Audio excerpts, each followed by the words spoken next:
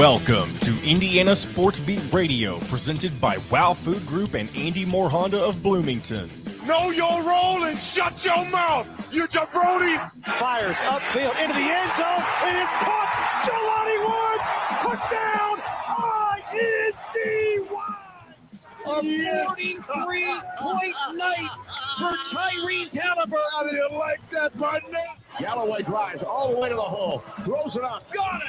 And Indiana's got their first lead of this contest. I mean, that's a goddamn Emmy winner right there. Now, from the Golf Club at Eagle Point Studios, here's your host, Jim Coyle. Hey, good morning, everybody, or happy day, everybody, I should say. Happy Monday. Hope your weekend was spectacular and ready to get your week started. Plenty to get to on the show today. My gosh, what a large sports weekend. First of all, we'll talk to Don Fischer in this hour. And Dustin Dopirak from the Indy Star will join us as well in this hour and into the next. But welcome aboard. Hello to everybody that's with us. We appreciate you hitting us up early and often on the Andy Moore Honda hotline. You can do so as well if you're following us on YouTube. Otherwise, hello to everybody on the great stations listening to us around the state, down in Evansville on 97.7 The Ref, always the right call, up in Hammond, Chicago on WJOB, AM 1230 and FM 104.7 over in the Fort Wayne area. Fort Wayne's only sports station, 1380 The Fan. Hope everybody's doing well. Stay tuned after us. You'll have Brett Rump Sports coming up, by the way.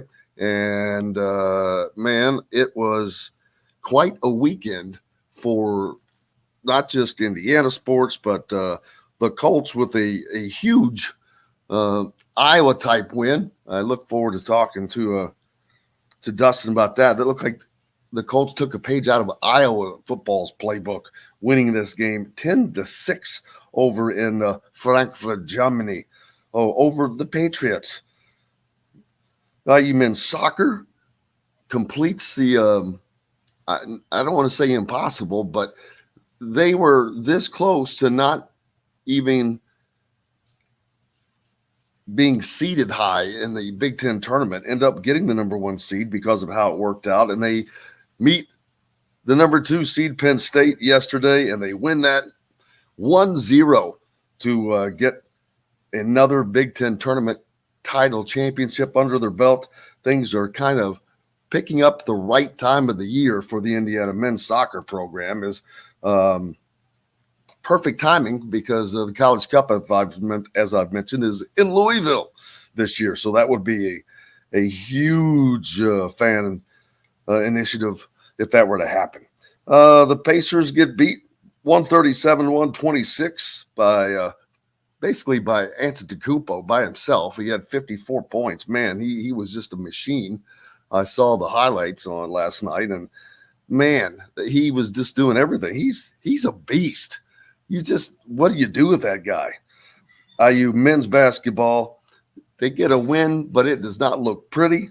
Someone, I think it was Forrest, made a great analogy that was Archie Miller ugly, and that could not be any more accurate. That's exactly what that was.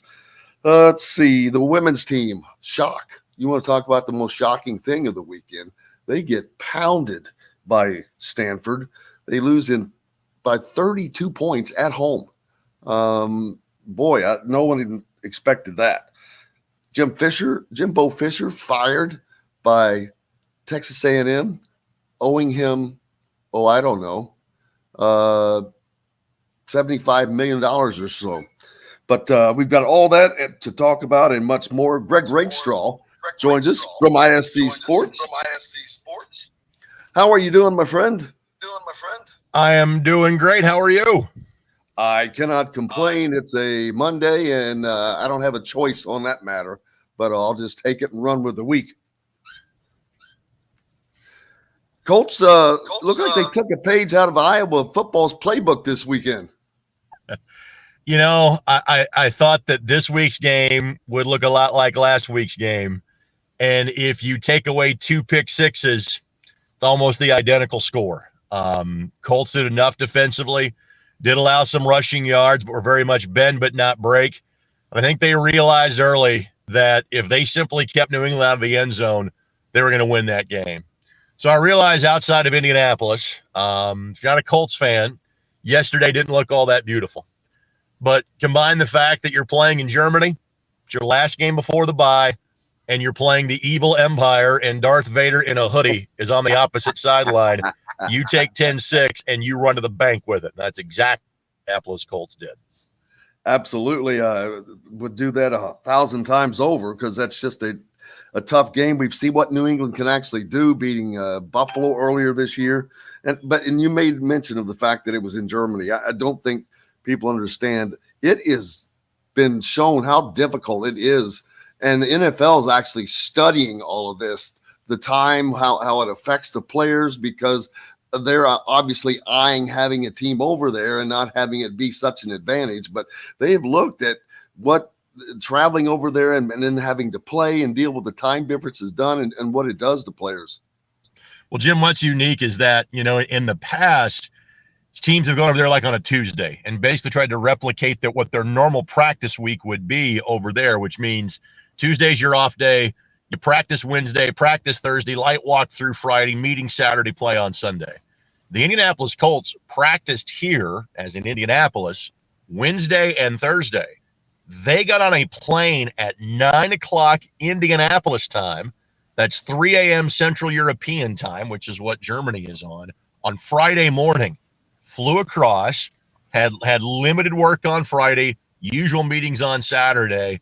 The Patriots did the exact same thing. So that has become kind of the norm. What you saw yesterday morning was the fifth and final international game of the year, 3 in London, 2 in Germany. And again, I don't think that's going to change anytime soon. Do I think there is going to be a team in Germany? No, despite the fact that clearly the sport, I think, is even more popular in Germany than it is in England. And I have to think that the American military influence there for the last 70 to 80 years is clearly what plays a part of that. But I do think at some point in time there will be a team in London. And how that is handled scheduling-wise, I don't know. But my guess is that you and I see that at some point in time in our lifetimes. Yeah, that'll be very interesting as they're looking international, and a huge audience in Mexico already. There are fans down there that love the NFL, which that is surprising because they're so soccer dominated, which I know they are in Europe as well. But you mentioned and that had not dawned on me about Germany and the American military bases there.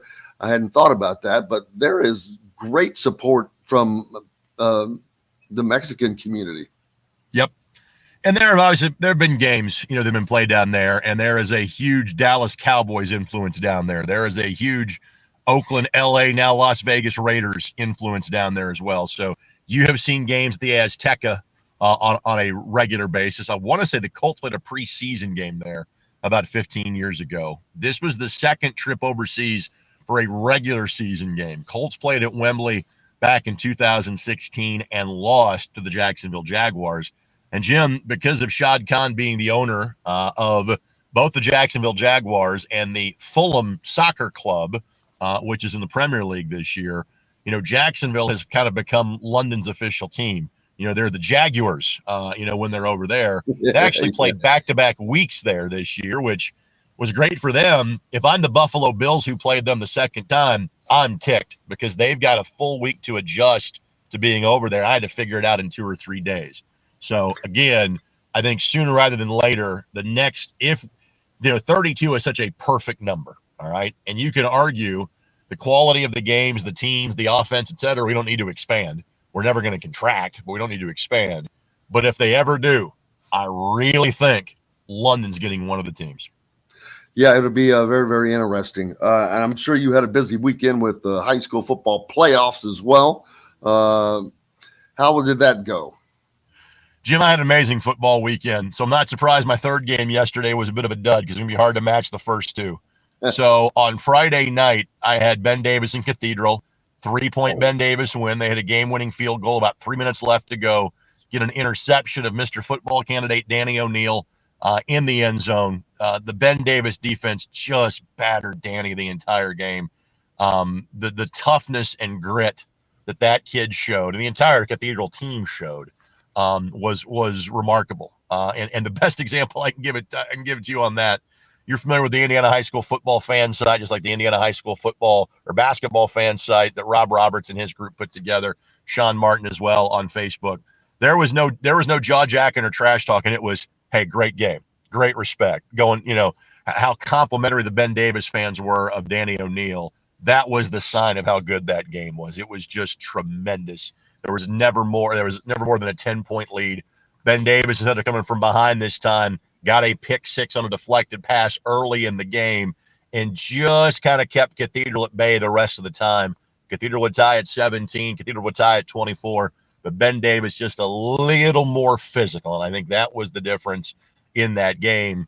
Cathedral knows they'll be in 6A the next 2 years. In fact, Cathedral and Ben Davis come back on each other's schedule. That's the season opening game for those two teams next year, and I can't wait to call that one on the fourth Friday in August. So then, Jim, my game on Saturday afternoon was the 129th Monon Bell Classic, and the atmosphere for that game is just so amazing every year. Well, for the first time in 129 playings, they went to overtime. In fact, they went to two of them, with DePaul winning 33-30. It is the first 10-win season in the history of DePaul football. Now, for those of you that watch primarily Indiana or major college football, where they've played 12 games and then 13 for a long time, at the Division III level, you play 10. At the FCS Division II level, you play 10 or 11. At the NAIA level, you play 9, 10, or 11. In Division III, you are capped at playing 10 games. So this is the first time that DePaul will enter the postseason with a perfect 10-0 record, and for a third consecutive year, they go to the NCAA playoffs. But, Jim, there were over 8,500 people there, and just the passion of that game and what that means to those two campuses is something that I feel very privileged to be a part of each and every year.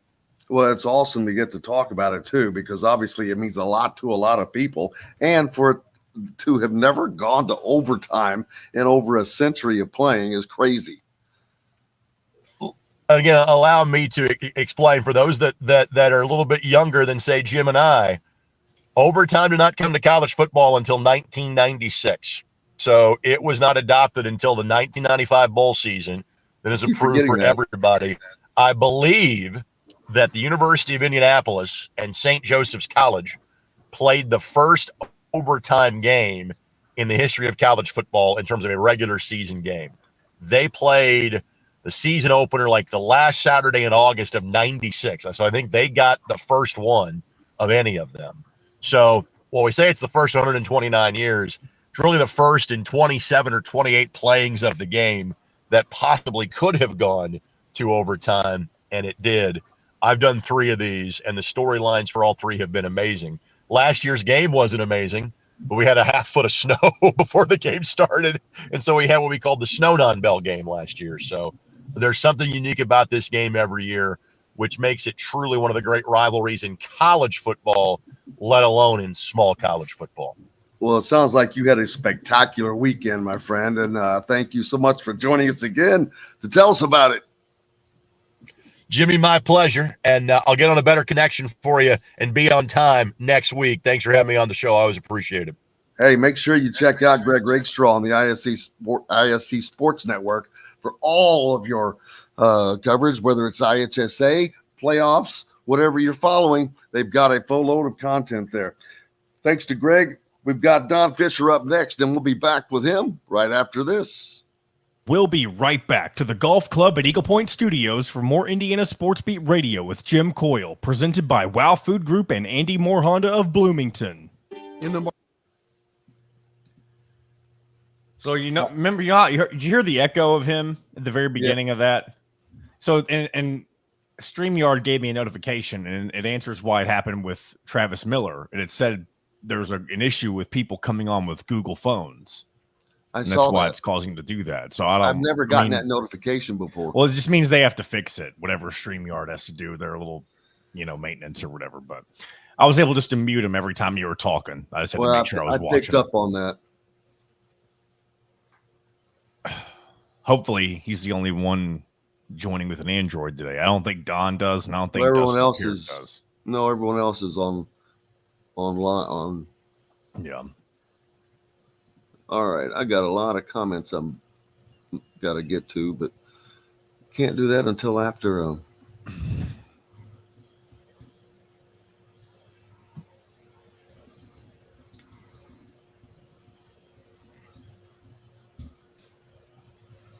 I cannot believe they fired him with $76 million. I tell you what, that is insane. Oh man, I missed that. I am so sorry, Jared. Hey, hit that up next time, Jared, and I'll get that up. Daggone it. My comments weren't rolled down far enough.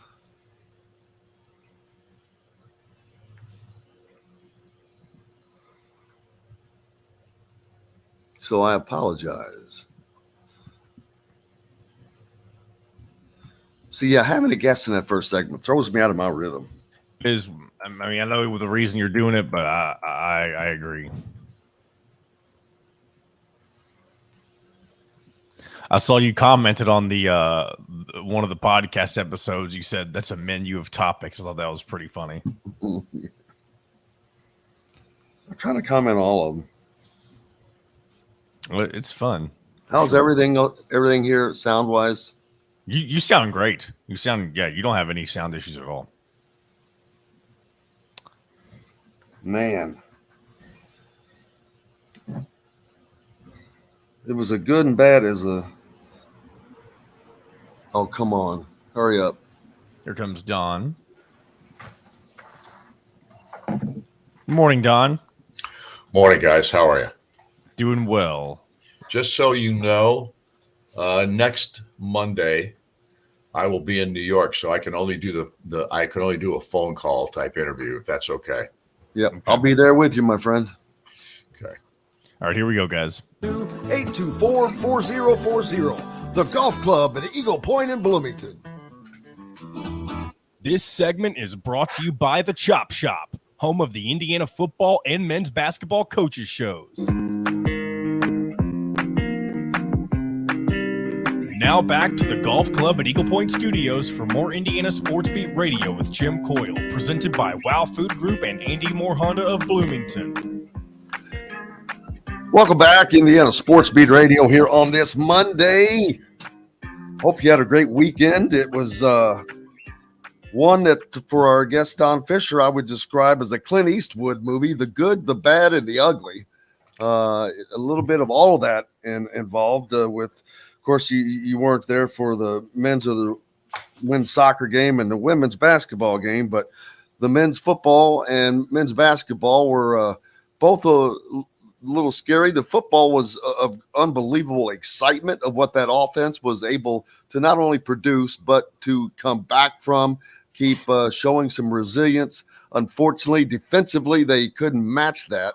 And it was unbelievable that they allowed a backup quarterback to throw for over 300 first half yards. Well, over 500 yards for the ball game. I mean, 507 yards for a backup quarterback who did a great job. I mean, you got to give that kid credit. I mean, the week before, of course, he led them to a victory over Minnesota in the final minute and 25 seconds when he came on the field with 4 minutes, I think a minute and 25 left. And then he had a 4th down and 11, hadn't warmed up, threw a pass for, I think, 17 yards or 11 yards or something. He got a first down out of it, then threw another one for like 17. And then the next one he throws for 40-some yards for a touchdown, and they upset Minnesota in that ball game. He comes back as the starter this past week. He throws for 507 yards, 3 touchdowns. Illinois played really good offense throughout the game, and this kid was as solid as anybody you'd ever want to see. And they just played great. Indiana on the offensive side has their best ball game, and they were leading at one point 27-12 in this contest, only to give up 2 touchdowns in the final, less than 6 minutes of the first half to allow Illinois back in the game. It was 27-26 at halftime. And then in the third quarter, Illinois again takes over and continues that onslaught as they take their lead up to 39-27? I guess that was their biggest lead, 12 points. And then Indiana bounces back again. And to the offense's credit, they were able to get things done with both their running game and the passing game, because the running backs, I think, did a pretty good job. I thought Trent Holland was really effective, Josh Henderson as well. Unfortunately, Indiana just played so badly at the defensive end, especially the defensive backfield. It was frustrating. And the big play after big play after big play, once Illinois got it going, was what really scuttled Indiana's chances to win the contest. Yeah, I couldn't believe that they just could pick Indiana apart like that. And it was just, it looked like they were practicing in essence with the ease on which they were able to connect. Especially after, they played a great game against Penn State defensively, going against a team like that on the road, and played well enough to give Indiana a surprising win over Wisconsin. And then, man, it was like a totally different defense. Yeah, I mean, two good ball games in a row defensively, and then this. And the saddest part about this is that Indiana is no longer bowl eligible. So that momentum that they gained from the Penn State ball game to the win over Wisconsin, and then thinking that there's still a chance to become bowl eligible, that whole premise is gone now. And you wonder if this team can bounce back, even though they do have two trophies to play for, the old brass spittoon this week against Michigan State, and then the old Oaken bucket against Purdue. And those games usually bring out some really intense practices and some good performances. But I just don't know if this team can be that resilient looking at two games at the end of the season when your hopes were for a bowl bid. Yeah, I was just going to ask, how hard of a job is it going to be to get this team up after the bitter disappointment? You lose your biggest apple that you're chasing at the end of the year.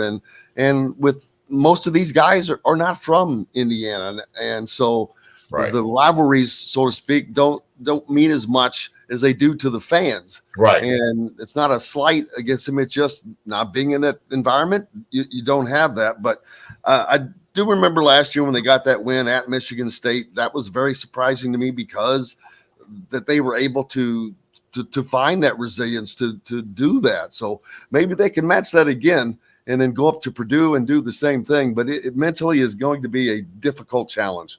No question. I think that's the biggest issue with this football team now, is the mental side of it. Can they get into a ball game? Can they fight? Can they battle? We know that Tom Allen preaches this stuff all the time about being resilient, about being able to bounce back, those kinds of things. And to their credit, for a couple of ball games here back to back, they did that, even though they lost one of them. But they did win one, and they thought they were on a roll here. And I know that they felt that they could beat Illinois. And had they played, if the defensive backfield would have played any kind of a game at all, I think that probably would have happened. But unfortunately, the defensive struggles that they had in stopping the passing game of Illinois was just, I don't want to say ridiculous, because it was shocking to see, because the defensive backfield hadn't played that poorly all year. Nope. On the basketball side of things, things were a little dicey early on as the Indiana took on the Army team that was scrappy, but they were giving Indiana all they wanted for most of this game. It's not just the Army. Florida Gulf Coast did the same thing in the opener last Tuesday. I mean, Florida Gulf Coast played Indiana really tough. And right now, Indiana's got to find a way to guard the three-point line. I know Mike's not totally displeased with his defense at this juncture, but they did give up, because they only gave up 64 and 63 points in those two wins thus far. Losses, 2 wins thus far. But here's the thing: they're giving up way too many 3-point shots. They're not getting out on guys to even stop them. I mean, Army threw up 38 threes last night. That's just incredible. And even though they didn't hit a tremendous percentage or anything like that, the 3-point ball obviously has changed the game dramatically. And you've got to have people that can knock down the three. Indiana barely took any in that ball game last night. I look over here, 4 for 11. That's not bad, but unfortunately, right now, Indiana has got to find a way to get people up into 3-point shooters and not allow them to have that many shots. Because if you give them 38, they're going to make enough of them that's going to make it hard on you. Absolutely. And I've noticed a pattern with Khalil Ware. He's a second half guy. But that's great, except for what's going on in the first half. Malik Renew scores 10 of his 14 points in the second half. 16 of Khalil's 20 come in the second half, which is great to see. But where is this in the first half? Well, here's what I would tell you. I mean, look at where the emphasis is in the first half. It's not getting the ball inside. I don't know right now. If you tell me if you can understand what the offense is trying to do, then you are one up on me because I can't see it. I mean, they don't look like they're cohesive at this point. They don't look like they're moving the ball to get people open. It looks to me like it's more the dribble stuff and try to find your shot or pass the ball then. And because they're not going inside as much as what we anticipated they might, especially when you've got two guys like Renew and Ware that both can score it down low. They come back in the second half, and what do? The first 2 or 3 baskets each time in the first 2 ball games, they have gone inside and got easy buckets. So I don't know at this point. And Mike, obviously, he changed things at halftime in both of these ball games. But he's not getting the play I know that he expected to get from several players at this point. And maybe the biggest enigma at this juncture is Mackenzie Mbako, because he's not getting as much playing time as you would anticipate for a guy that's supposed to be the best shooter on your basketball team. Last night, he played just over 15 minutes. The game before, just over 18. And this is supposed to be the best shooter in your ball club. And that's got to be something has to be hitting him, because when you are that level of a player, you expect to be able to play the kind of minutes you need to. Obviously, it's not working for him yet. He hasn't found his groove, and to sit for over half the game it's got to be sinking in. You would hope. Well, and why would he not be playing that much? Well, the reason we think is pretty simple: defense. You're not getting the job done defensively. Mike Woodson has said defense first, and if you're not going to play defense, you'll be sitting by me. And so my gut is defensive issues are the difference right now with Mbako's playing time. And they've got a massive game coming up. Even before there's a game before New York, obviously, but you cannot ignore the fact that UConn is right around the corner, and UConn has hit the ground running, it seems like. So Indiana has to find their sea legs, I keep saying, sooner rather than later. Well, Wright State is also the next. That's the next man up game. Wright State on Thursday night this week, and Wright State is not a bad basketball program. They've got a good program. Obviously, they're out of the Horizon League, so it's a mid-major at best. But they got some players on that basketball team, and I know they lost their opener to Colorado State, but they still have veterans on their ball club, and they've got a couple of bigs that are pretty good from what I'm hearing. I haven't seen them play, but you can't take this team lightly. I mean, Army last night was shooting 31% when they came into Assembly Hall. We thought, oh, this is not going to be a problem. I thought they'd win by 40 points last night, and Army just battled them right down to the wire. And the reason was because of the three-point shot. They took 38 threes in that ball game last night, made 13 of them. Maybe that's not a great percentage, but that's the way to stay in the ball game, and they certainly did it last night against Indiana. And Gabe Cup's continuing to showing that he's going to be in the game at the end of the game. He is someone that has shown Mike Woodson that you can trust me. You can trust me with the ball. You can trust me with shooting. You can trust me to make good decisions for a freshman of all things. And he has really been a really important key to this team right now, as a matter of fact, in both of these games at the end.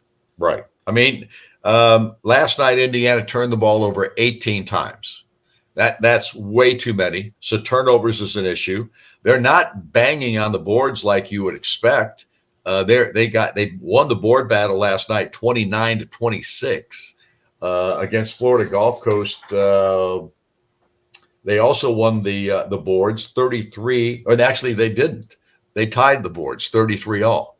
And the offensive rebounds is where both of these teams were better than Indiana. They were getting more offensive rebounds. So rebounding is an issue along with some of the three-point shooting defense.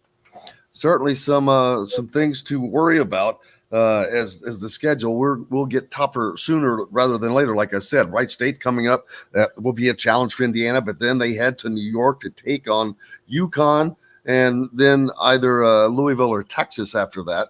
But those won't be, say you played Texas and UConn, that would be two tough back-to-back games. Oh, there's no question. Those will be difficult. Where are you anyway? In Florida? Yes, sir. What are you doing in Florida, man? I mean, I had a wedding to attend, unfortunately. No, you're on vacation. That's what you're doing. I wish. I wish. You should never set up a studio with the pool behind you and palm trees and all that kind of stuff. I mean, it just makes people mad. Oh, well, I try to bring them some joy once in a while. At least it lets them look like I'm let out of my cage every so often. Well, it doesn't bring joy; it brings envy. Well, it's not very often, I promise you. I understand.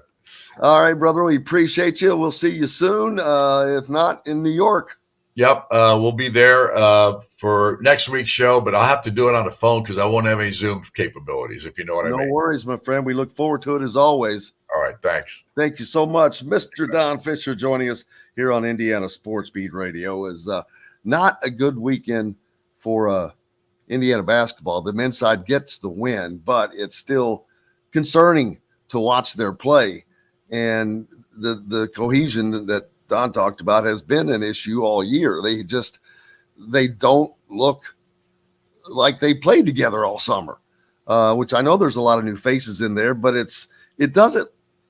I don't think it's that as much as these guys are just not, the newer guys have not picked up on how difficult it is to play college basketball defense, except for Gabe Cupps. He's come in ready, play ready, and has shown that. But you're going to need that from other guys. Malik Renew is going to have to start stepping up, I think. And Don mentioned they're not trying to go inside, which we knew that was not going to be the direct part of the game, but maybe they're going to go back to that. We'll have to see. Hey, we've got to take a break. Much more coming up. Dustin Dopirak from the Indy Star joins us this hour. We'll be back with more right after this. We'll be right back to the Golf Club at Eagle Point Studios for more Indiana Sports Beat Radio with Jim Coyle, presented by Wow Food Group and Andy Moore Honda of Bloomington.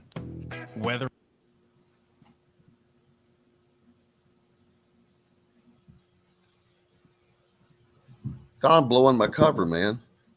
What is it? Oh, where you being in Florida? Yeah.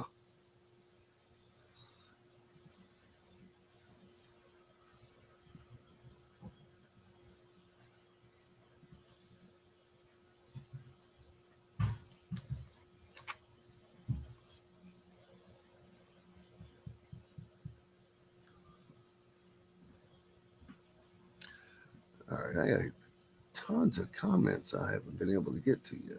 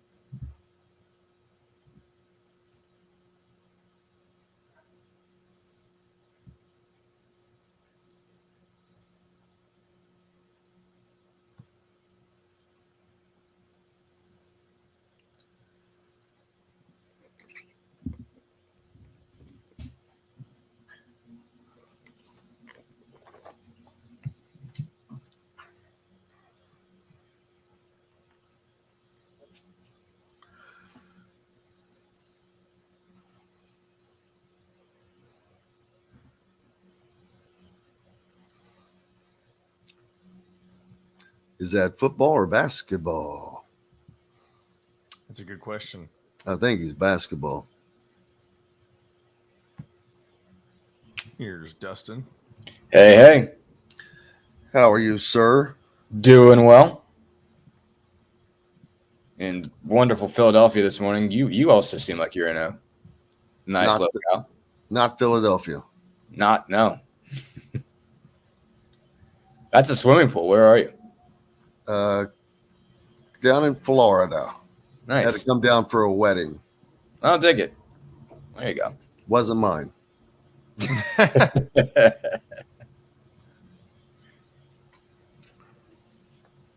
Could have been. How are you, man? How was your weekend? Good. No, we had a wedding in Pittsburgh, actually. And so we drove out there on Friday night, late Friday night, got there, wedding was Saturday. We drove up to Philly yesterday. So MJ's hanging around for this trip. So it's 2 and 3 days. I have some friends out here because they're Penn State folks. So we actually we Airbnb, 4 of us Airbnb'd a house here. Me and another guy, and then there was a couple that they were from Pittsburgh, big time Steelers fans. 10 seconds, guys. Here we go. Visit garnishcatering.com. That's garnishcatering.com. Garnish Catering is a proud partner of WOW Food Group. This segment is brought to you by Remax Advanced Realty, Indie Home Pros team by Cheryl Sizemore.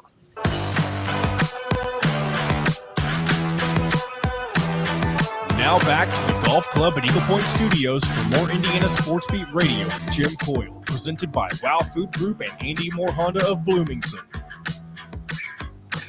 Hey, welcome back. Indiana Sports Beat Radio coming to you here on this Monday. Thanks a lot for being with us. It was a loaded sports weekend. Dustin Dopirak from the Indy Star joins us on location in Philadelphia, where the Pacers are currently in a 2-game stretch with Philly. First one didn't go so well.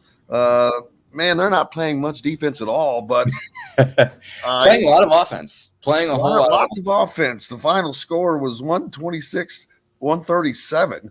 That's, 261 points. Wow. Yeah. But I'm surprised that Antetokounmpo didn't score 100 in that game, man. He's just a beast. Yeah, he is. He is. Now that was Thursday night. Embiid last night had 37. Maxey had 50. Obviously it's an issue at this point. They are struggling to defend elite players. Oddly, it seemed like they were, Giannis out on Thursday. After a while, he was, I think, kind of tired from just bullying people. It seemed like it wore him out eventually. But I mean, they're still capable of shooting the ball, capable of moving it around. They were down 19 in the second quarter to Philly last night. Looked like they were about to get their doors blown off, and they just kind of shrugged that off because they're just capable. The ball movement's that good. The shooting's that good. They're good at playing with pace and with tempo. And so they just believe that they can answer. And right now they're leading the NBA in scoring. They're leading the NBA in efficiency. Obviously, 10 games in, it's still a small sample size. But you have a sense that this is how it's going to be. They're going to be able to score with just about anybody. And even elite teams aren't going to be able to really slow them down that much. As long as they're shooting the ball well enough, there's going to be days when the ball doesn't go in the hole, and certainly they'll get crushed on those days. But as long as they're hitting shots, they're viable in these games. But again, they are struggling to defend anybody. And I mean, when you see up close, I mean, Joel Embiid's just a beast. I mean, he's just a different creature, and so is Giannis. I mean, both of those guys are legitimate freaks of nature. There's not too many humans walking the earth like them. But Embiid just kind of drives your shoulder into you and makes 2 quick moves, and he's at the rim and it's over. And Miles Turner is a good defensive player, and Embiid made Miles look like an amateur, and he's not. He's really, really not. And Miles stuck with it and had a really good game offensively. Had 22, hit a bunch of big threes, and Embiid just pushed it around because he's 7 foot 280, and he's just remarkably skilled. And then Maxey was off the charts, and he was just spectacular last night. And you're seeing him blossom into an all-star, and he's a big-time player. Now that Harden's gone, they probably needed that. For Maxey just to be allowed to be as good as he can be. He's special, and so that makes Philly a tough cover for sure. So, but that's what I wrote today. Is basically this is kind of who the Pacers are. I mean, they might be They might get a little bit better defensively. They're not going to be a great defensive team, but they are going to be able to score with everybody. So this is what you're looking at. This is a team that's going to be competitive, but is going to have a hard time beating elite teams, all the time, because they cannot stop elite players right now. And, when there is a real offensive force, there's not a lot they can do to slow those people down. Yeah, it reminds me of, I wanted to say Southwest Conference football back in the day, but thinking of Houston and the run and gun. Indiana seems to be playing like we're just going to try to outscore everybody that we can right now. I mean, they want to defend. That's the thing. I mean, when you ask them what they need to be better, it's like, you need to play defense. We need to play defense. We need to play defense. And they try. It's not that they're not trying. It's not that they don't realize it's a thing. They went out and got defense, signed Bruce Brown, hoping that he would be a defensive ace that would change things. Went and drafted Jarris Walker. Walker hasn't cracked the rotation yet. Brown's been okay, but he hasn't necessarily changed the dynamic all that much. It's not a case where he's come in and been the guy who locks everybody down. He's taking on these assignments, and so you got to give him credit for that. He's clearly the best defensive perimeter player in the starting lineup. There's not really a better option there, but he's not, coming in there and locking anybody up yet. So it's something they're aware of, and they're not trying to just let everybody score. I mean, I can promise you that it's not a situation where they're trying to just play elite defense and just run it back when you're celebrating. But it's not easy. It's just not easy to defend in the NBA as much as you want to try. The amount of skill, the amount of talent, with size in this league is ridiculous right now. And they're having a hard time, just putting together the pieces necessary to stop it. Yeah, it sounds like a problem that the Indiana men are having right now. Defense, no defense. And I don't know if you saw the score, but we'll talk about it later. But I did. Yes. What a shocking defeat that the women took at the hands of Stanford. Holy cow. But the Pacers still, they've got back-to-back games with Philadelphia, so now you've got to come back and do it all again. Sure. No, I mean, it's, for one thing, it's nice for me because I don't have to go anywhere for a couple of days. I get to post up in this hotel and not have to be on a plane right back in the morning. But no, I mean, I think it makes for an interesting scenario. Obviously, they get a couple of days to kind of game plan and say, okay, what beat us the night before? It's like, okay, what was the issue? And you get to kind of directly address that, as opposed to having a whole new set of problems you have to deal with the next day. So it's sort of like, it's halfway like a baseball series. It's not exactly that, because like obviously pitching changes dramatically, games, how things operate from game to game. But in this case, they get to say, okay, well, what did Tyrese Maxey do to us? What did Joel Embiid do to us? What can we do to fix that? And the Sixers are going to do the same and say, okay, well, how did Tyrese Halliburton get rolling on us? How did he end up with 29 and 17 or whatever it was, something crazy? I think, Tyrese had 17 assists. So, there's going to be opportunities for everybody to kind of game plan and switch up. But I mean, you get to stay at least in the same hotel, for a couple of nights and relax a little bit and go practice. They're going to practice today out at Temple's gym. So, it is an opportunity to kind of settle in. It's a little bit like a playoff atmosphere. You usually have a couple days in between games, when you get to the playoffs and you're in the same city. So you have an opportunity to kind of recoup and get a better sense of, all right, what do we do now? So it's a good, it's good for them. I like these personally, obviously from a travel standpoint for me, but I think they like it for them as well, to get just be able to kind of settle in, with the series and be able to kind of directly adjust to issues rather than having to deal with a whole new opponent every single time. Yeah, and we'll see how that, as the season rolls on, that I'm sure that they'll pick up the defense and get better at it. But somewhat, I think there's legit steps that they can make, but I think they're going to be a bottom 10 defense. I think I think is where they're going to end up. They're not making it up to 15, I don't think, at this stage. If they are the 20th best defense when, like, in rating and points allowed when season's over, that would be a pretty impressive leap for this group. And with their offensive prowess, that should be enough to probably get them into the bottom half of the playoffs. That's a playoff team to me. I mean, again, they are leading the league right now in scoring. They're leading the league in offensive efficiency. They're 6-4. There's a lot of teams doing worse out there, and they've got to win over the Bucks. They gave the Sixers a game. 2 out of their 4 losses are Philly and Boston. They've got a couple bad losses to Charlotte and Chicago. They're going to be annoyed by those long term, but no shame in losing to Boston, even though they got hammered by them, and certainly no shame to losing to Philly on the road either. So they are putting themselves in pretty good shape at this point. Obviously, they've got to continue to beat the teams they're supposed to beat and, keep themselves in position. But I mean, they look good so far, but obviously it's got to be a situation where they're just frankly just outscoring people, and they're capable. But it just doesn't seem like defense is going to be a thing that is going to be a winner for them. Yeah, and that's you have to know what your strengths are and play to them as well as you can, but not let off the gas on the offensive side. To lead the league in scoring. That's getting something done, because this is not back in the old days where we'd see those high scores all the time. But there was, I guess that's because the emphasis was not on defense like it is today, and the guys weren't quite as athletic. Where today it's a mix of both, and they're both important. Yeah, no, there's been a back and forth. I mean, obviously, you saw in the 80s, scores were crazy.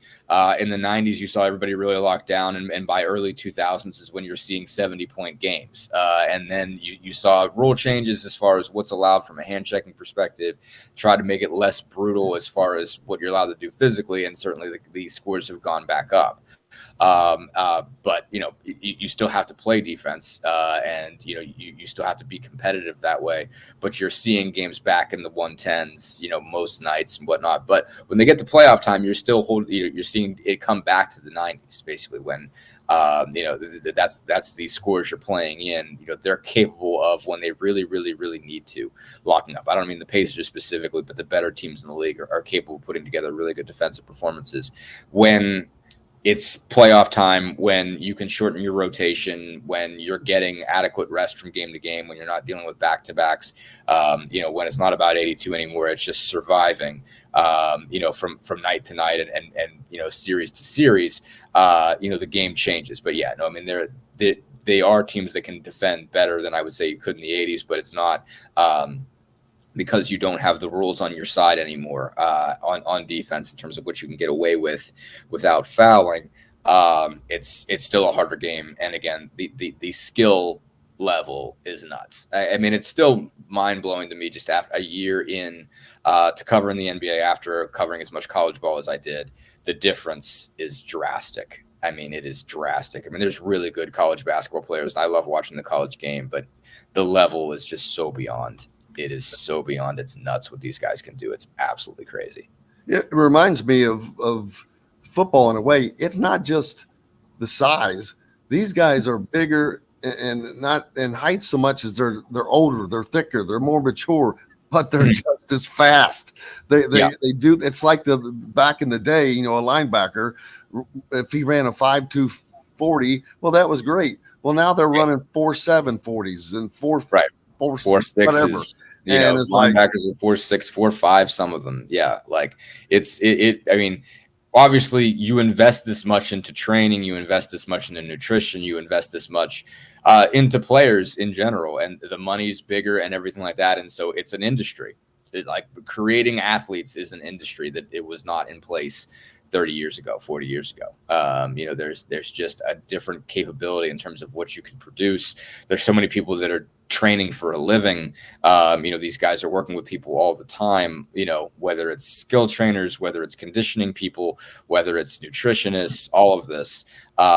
There's just a different level. It's just, people are being identified earlier in terms of, who can be this. And so it's just, we have just seen an evolution. It is just a different ball game from what was going on when we were kids. I mean, these guys are around, they have opportunities when they're 15 in terms of what they can get from a training standpoint that was just non-existent when we were that age. And so it's just, what is coming out is a different caliber of human specimen, basically, than we've seen before, and it keeps getting better and better. And you're watching one evolution now with the Embiids and the Giannis's, and then you're seeing Victor Wembanyama just starting, and you're getting a sense of what he can be, and that's just absurd, And so you're not only having all this training, you're going to have these genetic outliers that get added to the system. And, when you give them opportunities that somebody like them would have never had before, it produces something, again, things that are truly unique in human existence. So it's wild to see this at this level. Yeah. Switching topics a little bit before we have to take a break, which this is not out of his purview, but he's not out of his current beat coverage, but in college football, oh my goodness, Jimbo Fisher, the fact that I saw the comment of the day has already been made. They were talking about Indiana, thinking about what they're going to do, yada, yada. Texas A&M just says, hold my beer and you're fired. We're going to write a $77 million contract or whatever. $77 million buyout. That's absurd. I mean, $77 million to go away. Yeah. No, I mean, how I don't even know how to begin to say how you could be in that position to be able to spend that kind of money. Like how, like it's crazy. I think Indiana's probably in a position where they have to make a change, but $20 million is a lot of money to throw away. That's a whole lot of money to throw away. And I get how they got in that position. Obviously, because when Tom Allen wins Coach of the Year in 2020, and you go 6-2 and you beat Michigan and Penn State and Wisconsin all in the same season. Granted, it's COVID, it was different, it was weird. But, you could also make the argument that, hey, there were no crowds. Everybody just had to show up and get by on your own grit and desire. And I remember one of the great lines that Zach got from, I think it was Mitchell Evans. It wasn't Mitchell Evans. Maybe it was. I can't remember, just a former wide receiver. Basically he said, these guys will fight you in a parking lot. And so, you had every reason to believe that this was somebody who was finally bringing to Indiana everything that they had needed all those years. And so you pay up, you pony up, because that's what you're supposed to do when you need a coach to win, because that's what everybody is telling you if you're an athletic director. Well, hey, man, you got the guy. You have to nail him. You have to lock him down. Don't let him get away. Don't let him go to Florida State. Don't let him go someplace else. That is what the whole world tells you when you're an athletic director at a place that hasn't won and you finally get a coach that wins, is pay the man.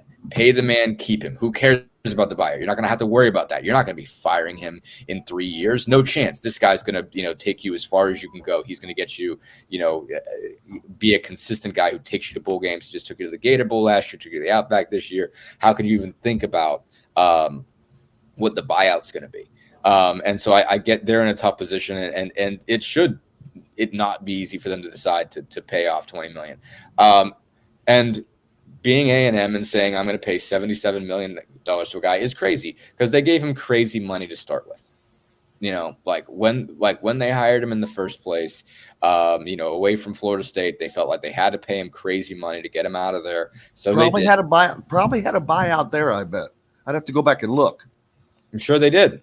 I'm sure they had to pay that off. So they're paying just absurd money to get the guy and then get rid of the guy. And in between, they were 8-4 for how many years? Got some great recruiting classes, got some really good recruiting classes. Hasn't turned it into all that much. And so it's just, the money is crazy. The money is nuts. $77 million is a prohibitive amount of money to pay somebody to go away. And the fact that they're doing it, I mean, Texas oil money is something else, man. That's all I can say. Who's the team that just joined the Big 12? There's so many. From Texas. The team, SMU. Sure. Oh no, the ACC, right? Then they joined the ACC rather. They were able to gather $100 million in a week just to pay get out of the conference deal. It's oil money, crazy. Hey, we've got to take a break. A long way. We got to take a quick break. We've got more coming up in the next hour. Stay with us. If you're not, we'll see you on the other side. Back with more right after this. We'll be right back to the Golf Club at Eagle Point Studios for more Indiana Sports Beat Radio with Jim Coyle, presented by Wow Food Group and Andy Moore Honda of Bloomington. In the market, all these buyouts, and then Texas A&M is going to have to pay the new coach more and potentially a buyout there. Sure. Yeah, no, you're racking up the credit card bill. if you're Texas A&M. I mean, this is crazy. It's out of. I mean, it's just. Yeah, it's out of hand. It is out of hand. It's when. I mean, I can see where that would start to piss people off. No, it should. It absolutely should. And so, I mean, first off, you're thinking to yourself, okay, well, you went for the big guy and you lost. And so you would think this would chasten people, but it never will. It never will. This is what people believe. They're in an arms race. And, like their view is if you're not, you got to pay crazy money to get the coach that puts you in position to compete with Alabama and whatnot. And then when you're not there, you're like, well, we got to go get somebody else. And I get it. I mean, I get the logic of it. But it is crazy. I mean, it is totally nuts. That's pretty wild. They just beat Mississippi State 51-10, and Jimbo got fired and Zach Arnett got fired. Which one is he? So the Mississippi State coach got fired. Oh, they both got. So both the the coaches that were in that game on Saturday get fired. So, that's what it is. Has that ever happened? I'm sure it has. Yeah, I'm sure it has. At that level, that's crazy. Probably less. I don't imagine. I can't imagine how many times it's happened with games still to go in the regular season in college football. I do imagine that it has certainly happened in the NFL immediately after the season's ended. I am sure that has occurred. I can't imagine that it hasn't. There have been many Black Mondays in the NFL where, that would not have surprised me at all. The two teams that were playing a game that nobody watched on the last weekend of the year both got fired on Monday. I know you don't know this offhand. What the hell is Texas A&M's record right now? 6-4. So they're going to a bowl. Yeah. Now see? So they lost to. So I mean, I get it. They've lost to everybody who's good that they played. They lost to Alabama, Tennessee, and Ole Miss. They gave Ole Miss a really good game. That was a fun one. I remember I caught parts of that. And so they've beaten SEC wise. They've beaten Auburn, Arkansas, and South Carolina. None of which are particularly good. I don't think. Let me see here. Where's everybody standing? All right, here we go, guys. Sure. Your series house plans. We have several lots available with scenic views of the golf course. Contact Amy Rhoda with Ravesco Real Estate for additional information. 812-583-0919 or go to mystonecrestliving.com. That's mystonecrestliving.com for more details. This segment is brought to you by Reynolds Family Dentistry in Sellersburg. Now back to the Golf Club at Eagle Point Studios for more Indiana Sports Beat Radio with Jim Coyle, presented by Wow Food Group and Andy Moore Honda of Bloomington. Hey, welcome back. Indiana Sports Beat Radio here on this Monday. Thanks a lot for being with us. Coming to you from the Golf Club at Eagle Point Studios Southern Unit, joined by our good friend Dustin Dopirak from the Indy Star. We finished up the last segment talking about the crazy world of college football and buyouts. I was shocked. I've got to be honest with you. I was shocked to see them cut loose of Jimbo Fisher owing that much money. I was like, no. But like you said, it's like Texas oil money. Boom. You got to win.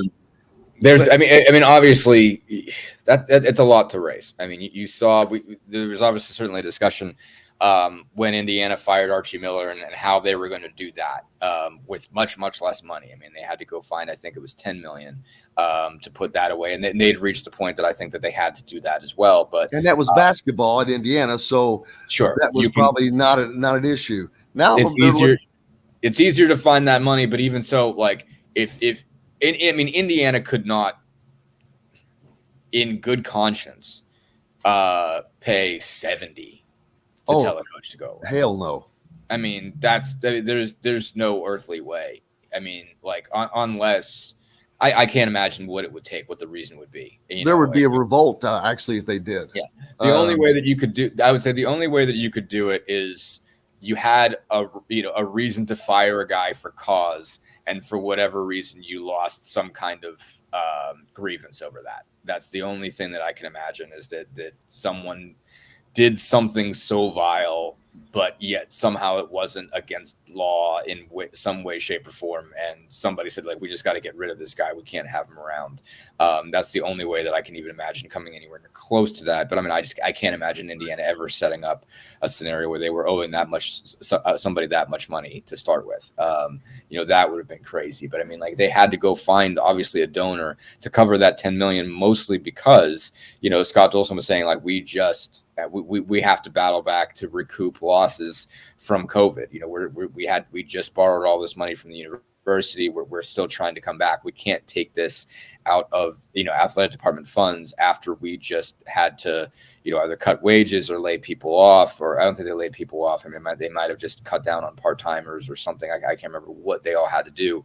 When COVID was cutting into the budget, and so they had to find somebody to take care of that. I mean, but if you're Texas A&M, you got to find a lot of somebody's. I mean, like, $77 million out of a department budget is a lot. Even for a place like that, even when there's a lot of money, even in the SEC, even with all the TV money you've got coming in, from the SEC network and whatnot. I mean, $77 million is a lot to pay one person to go away. They don't have to do it all at once. Obviously, it's not one big lump sum, but still, it's a lot out of your budget every year. They're going to be paying that guy as long as they're paying probably the next guy. I mean, like, or at least through that next coach's first contract. It's going to be crazy. And then also, you've set yourself up that you're willing to pay that kind of money. Not only are you willing to pay it, you're willing to pay him to not coach. So what does that tell the next guy who's going to be the coach? Well, if you're willing, he better ask for not to coach. How much are you willing to pay me to win? Right. Exactly. I mean, like, you are saying and first off, like, if you already went and got Jimbo Fisher from Florida State, you set the bar as you have to be able to go pry a winning head coach from a major program. And you have to say, well, okay, like, if this guy wasn't good enough, that doesn't mean you go a different direction. That means you need somebody that's more proven. That means you're somebody who's a bigger name somehow than Jimbo was when they got him. I mean, there are bigger names. It's not like Jimbo Fisher is Nick Saban. But there's not that many of those guys. They got a guy who had a national championship, at his previous. Not only that, they had Bobby Petrino as the offensive coordinator. Yeah, that's nuts. I totally forgot that was a thing. God almighty. They were both. I'm like, okay, these were two of the best college offensive minds. 10 years ago, they were at the top of their game. How does anyone employ Bobby Petrino? I don't understand it. I know he's good. I could not do it. Just could not. Anyway, there's that. Sure. No, I mean, I could not. I don't know. How do you lose? How do you lose with those two guys? You play in the SEC, man. You play in the SEC, and it is not easy. No matter how well you recruit, guess what? Everybody else recruits like crazy too. You're in the same division as Alabama, Ole Miss, and LSU, and Ole Miss has got at a time when Ole Miss has it rolling.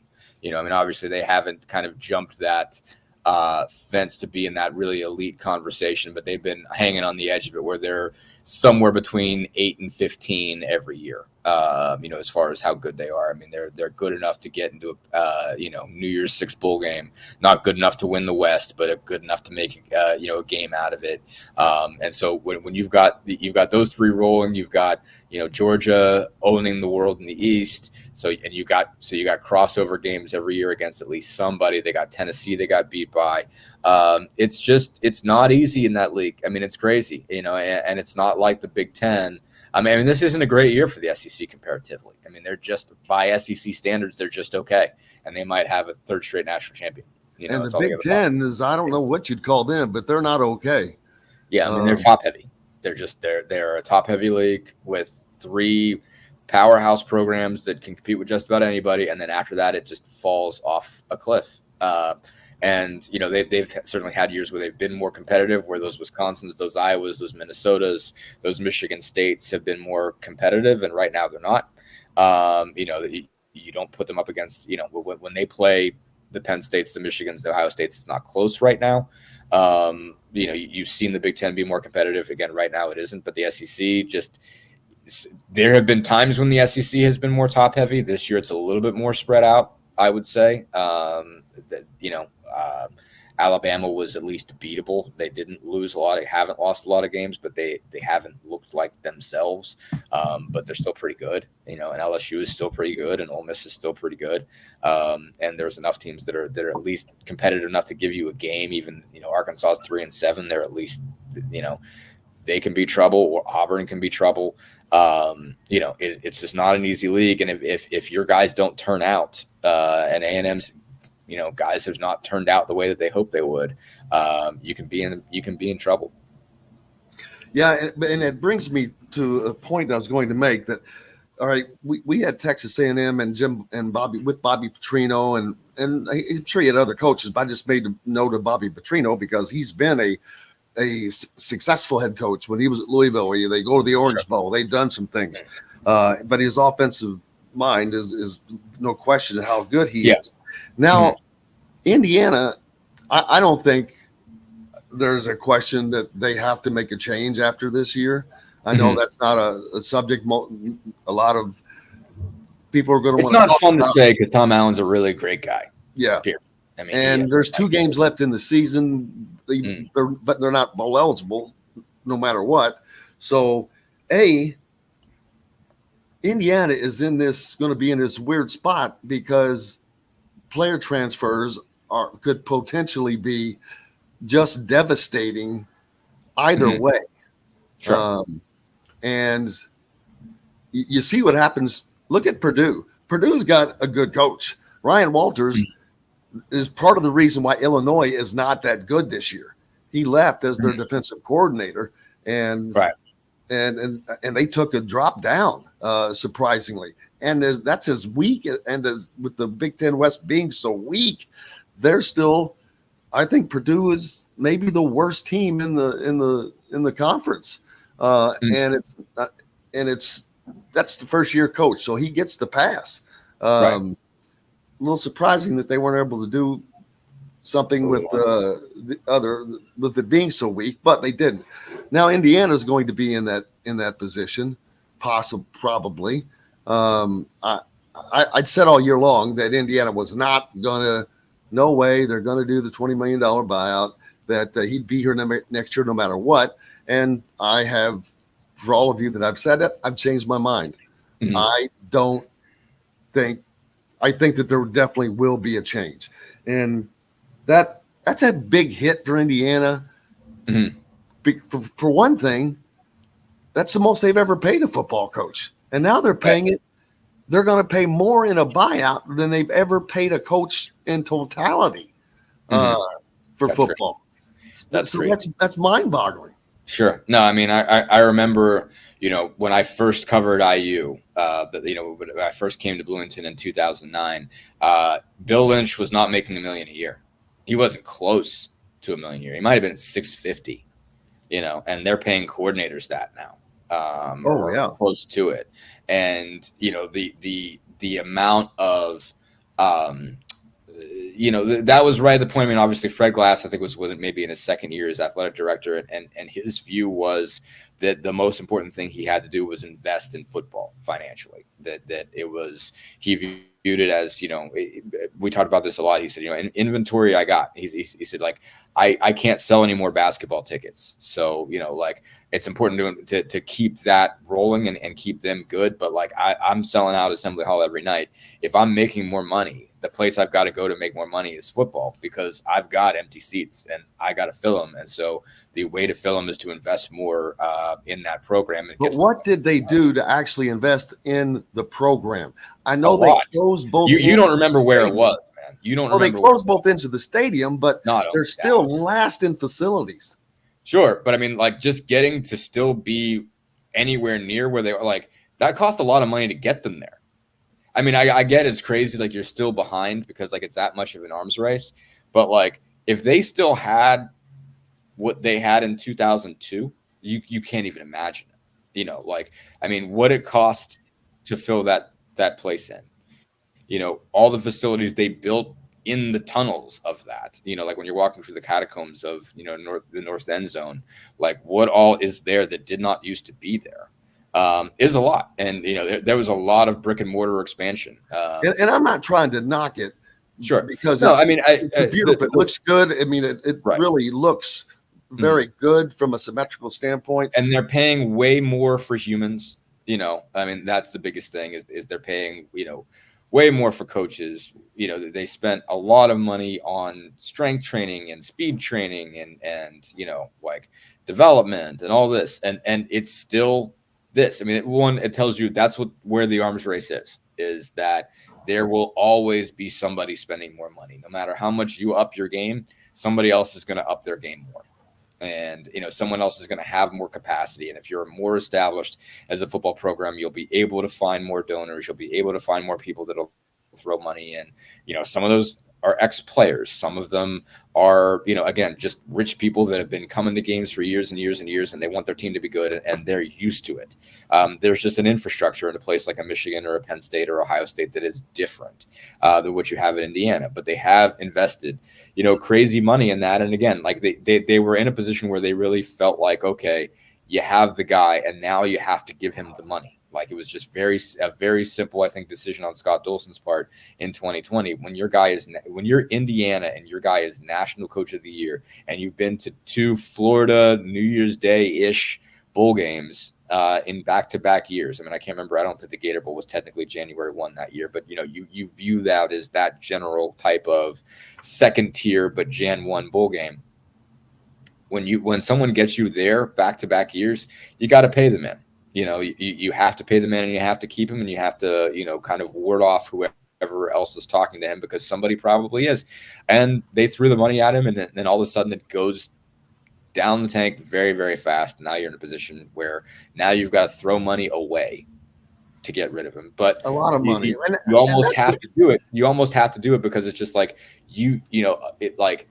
You're going to have the start over season. You have to presume at some point it's coming, you know, whether it's next year or the year after. And so would you rather next year be the start over year where everybody's giving you a pass, or next year be the dead man walking year? And then you have the dead man walking year and the pass year, you know, when you're doing and the joining of the new Big Ten conference. Right. You know, you're bringing all these, you know, new teams in and everything like that, and changing the way that things are going to be. It's tough. I mean, it's brutal. I mean, it's a lot of money, you know, like I think we think of it as all monopoly money, and, you know, none of it's really real. And everyone's just saying, you know, $40 million. Yeah, sure. What I'm sure you guys have that. I'm sure, you know, like it's everybody in college football has a bajillion dollars lying around. And they don't.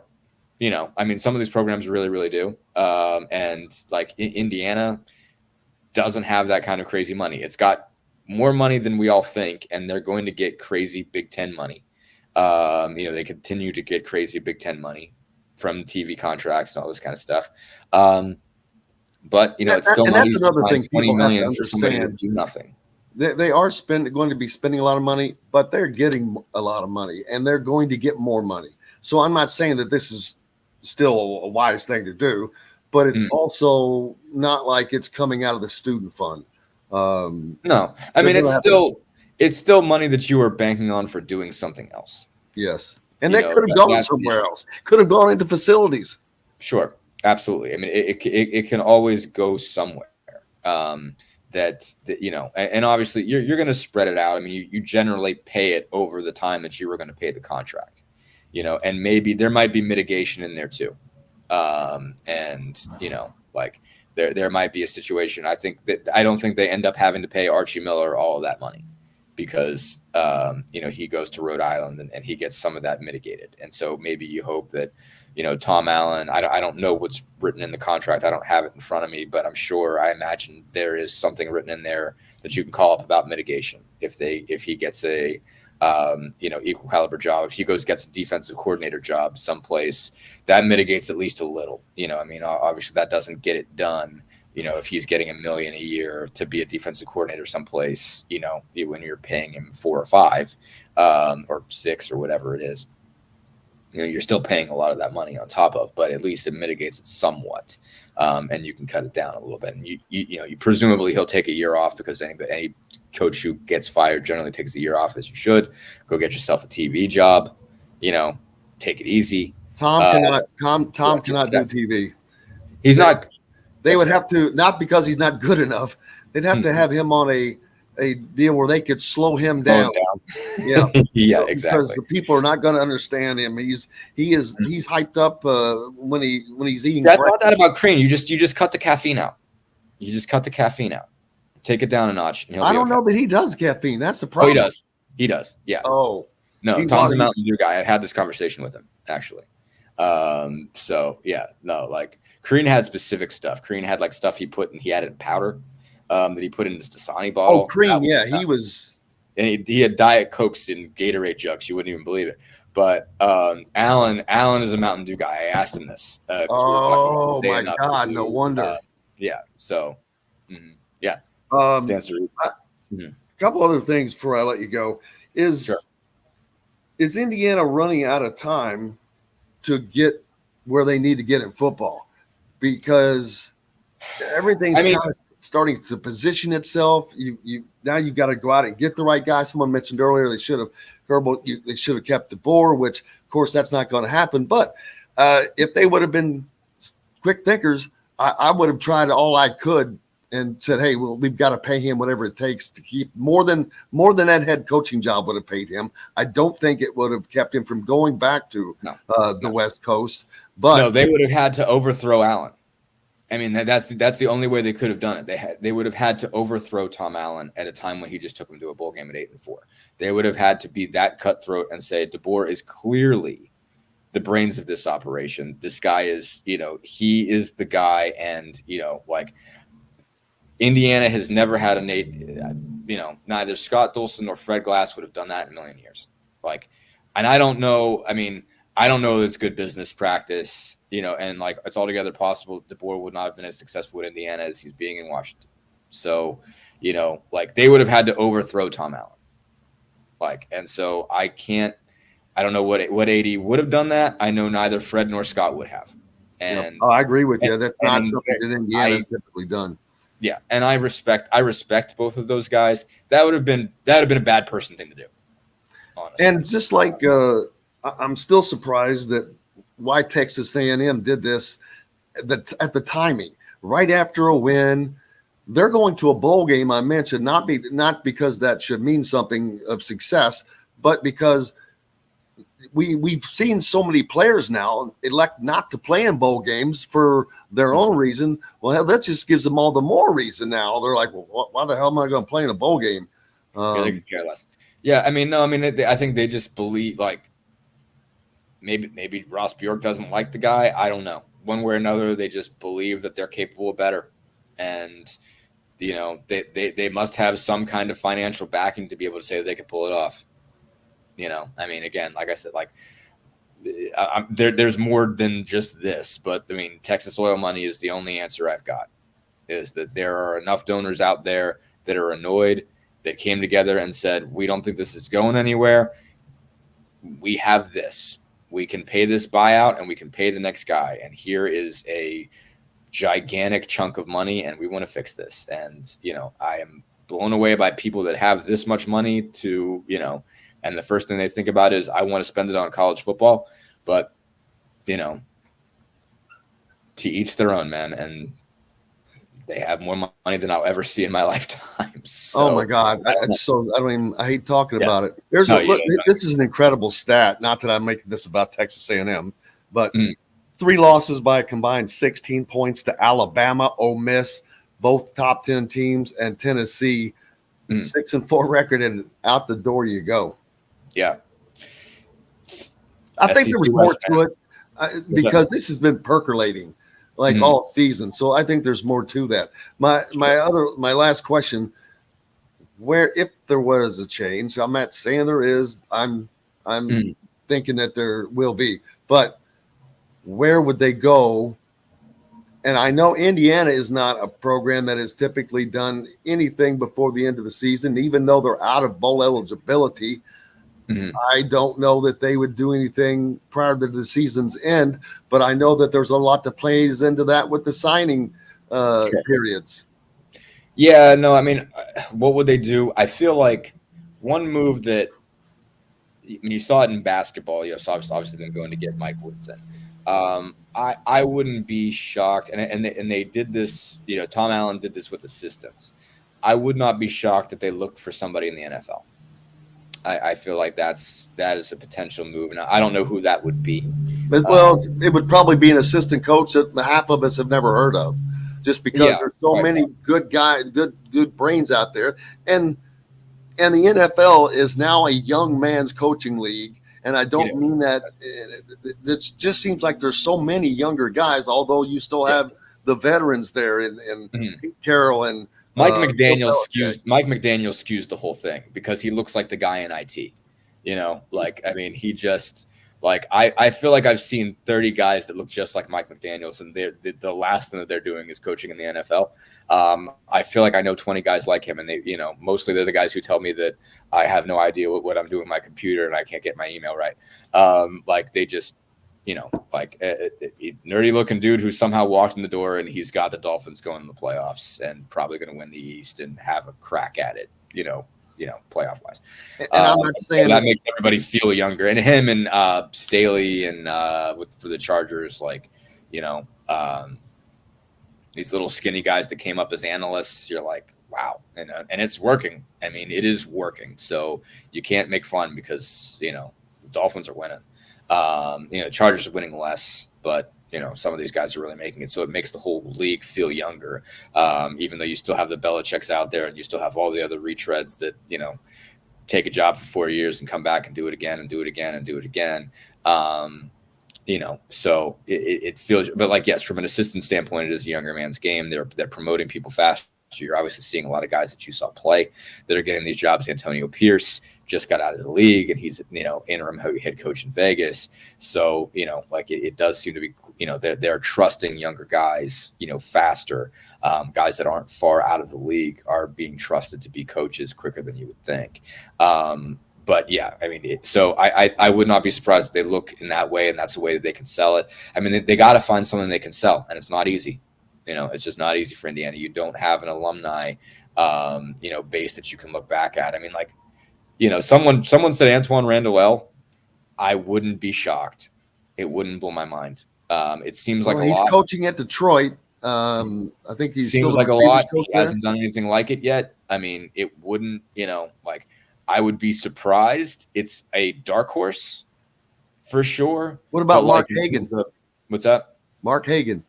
That's not. I mean, I wouldn't shoot it down. I don't know if Mark wants to come back. That's its own issue. But yeah, I don't think he'd be a bad hire. Certainly, former Indiana player, now offensive coordinator for Louisville. Yeah, and now, I don't know how much he changes the game. We've seen him at Indiana a couple times. Maybe he does. I mean, I it wouldn't blow my mind completely. And I like Mark. I've always got along well with Mark as far as, reporting on him and whatnot. And he seems like a solid dude. Does he want the program? Do they feel like he's up for it? I don't know. There's going to be a ton of pressure on. This is going to be a ton of pressure for Scott Dolson because this hire, it's got to be right. You can't get it because we talk about these contracts and how crazy they are. Well, then if you get somebody good, well, now you've got to pay them, and you're always fearful of them leaving. So you have to set this buyout in there. But they're also, I still think that there's a way to equal these things out, man. If you're not doing, after 3 years, if you're not going to a bowl game at a minimum, you lose something over here. You don't get that extra year. You would think. But brother, we kept you long. I appreciate you staying a little longer with us. It's always just fascinating, and I know everybody loves to hear your thoughts on everything. And I greatly appreciate you. And enjoy Philadelphia. Go have a hoagie. I will at some point. That's probably. I've never been to Philadelphia. That's one of the few major cities I've never been. Great city. No, I'm excited about it. And I got people out here, so I'm excited to see some people. Looking forward to it. We're staying in the Penn's Landing area, so we're right by the old city. We're a couple blocks away from the Liberty Bell, the whole bit. So oh wow, the history, incredible. So be cool. Go get a picture next to the Rocky statue, man. I'll run the steps. I'm not sure how far away it is, but if I can get there, I will. All right, buddy. We'll appreciate you. We'll see you next week. Sounds good. Thanks, Jim. Hey, that's Dusty Dustin Dopirak joining us here from Indiana, or from Indy Star. Brought to you by Reynolds Family Dentistry down in Sellersburg. For all our friends down there, make sure go see Dr. J. Keep that championship smile. We're back with more from right after this. We'll be right back to the Golf Club at Eagle Point Studios for more Indiana Sports Beat Radio with Jim Coyle, presented by Wow Food Group and Andy Moore Honda of Bloomington.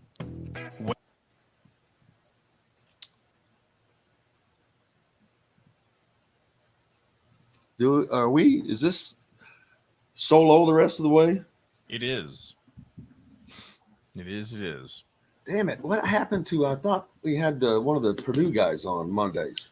I didn't think that was permanent, but he came on last week. Who did? Casey Bartley. Yeah, but I thought we were going to have one on one end and one on the other end. We can do that. Actually, you can reach out to him because he said that I'll last send him time. a message and see if he wants to come on in about 10 minutes. You want me to just make this a 10 minutes? Yeah, just 10 minutes. If he's able to come on, yes. Well, I still need to take a quicker break this time, though, right? If you want, you don't have to, but you do need to take one more break. Yeah, whenever he can come on.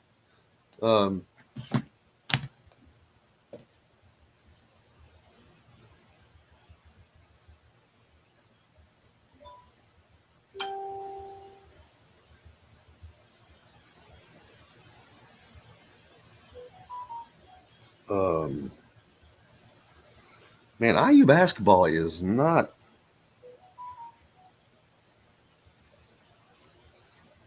IU basketball is not looking good. I mean, it's 2 games in with a brand new roster. I agree with you, but I mean, I think a lot of people overreact to a lot of stuff. Well, it's not that. I'm not saying they're going to be a great team. They might be average at best, but I mean, I think some people just panic way too quickly. Well, yes, I'm just thinking. I'm looking ahead.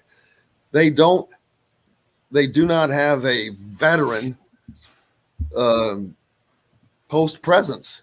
Malik Renew is still not a veteran, and that NBA game is not working. That inside out is not doing it. It is offensively, but it's not defensively. Yeah, those guys are just not quick enough, or they're not doing it quick enough. One of the two, getting back out and closing out on 3-point shooters. They're leaving them wide open, and they have the length advantage. I guess that's something that you can't see in practice because you don't have guys that can do that to you in practice. Mm-hmm. All right, here we go. Market and Table has the largest selection of in-house made products around and everything you need to make a gourmet meal at home. Or pick out a tomahawk steak or a grouper filet and enjoy it cooked to perfection in Chop Shop Steakhouse. Chop Shop, Market and Table, a part of the Wild Food Group, is your butcher, baker, and fish house, no matter where you live. This segment is brought to you by Bubba's 33 in Clarksville and Evansville. Pizza, burgers, beer.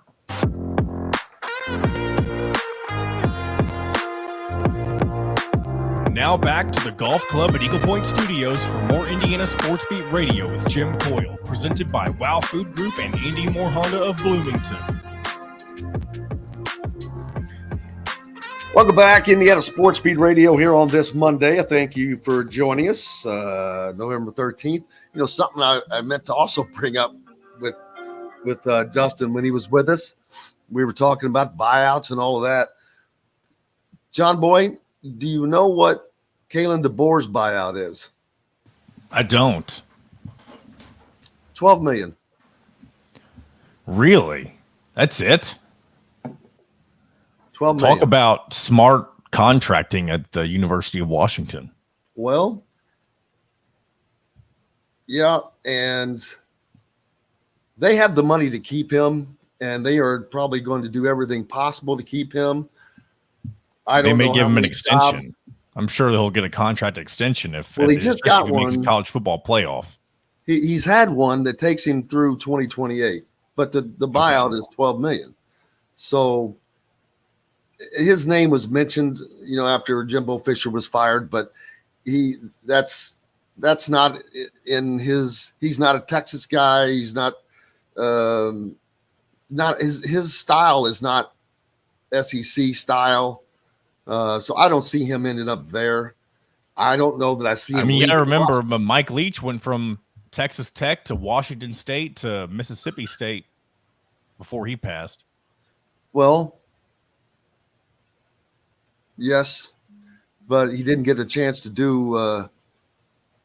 I'd have to really go back and look at how successful it truly was there. But he was successful at Washington State, that's for sure, and Texas Tech, of course.